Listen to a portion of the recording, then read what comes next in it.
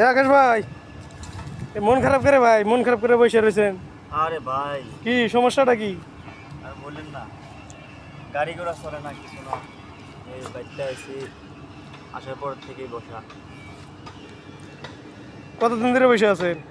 আছি মোটামুটি 15-20 দিনের মতো। তাহলে তো অবস্থা বেহাল।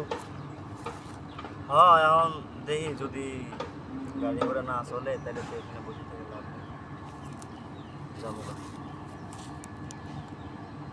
গাড়ি না চলে তো টাকা পয়সা পান না, তাই না? তাহলে তো সমস্যা। সমস্যাই তো ভাই, বোঝেন না আপনি? টাকা পয়সা না থাকলে কেউ চেনে, কোনো শালাই দাম দেয় না। ঠিক আছে। যার টাকা আছে তার দুনিয়া আছে, যার টাকা নাই তার দুনিয়া নাই, বুঝছেন? টাকা থাকলে আপনি রাজা, টাকা না থাকলে আপনি ফকির। এই তো নীতি।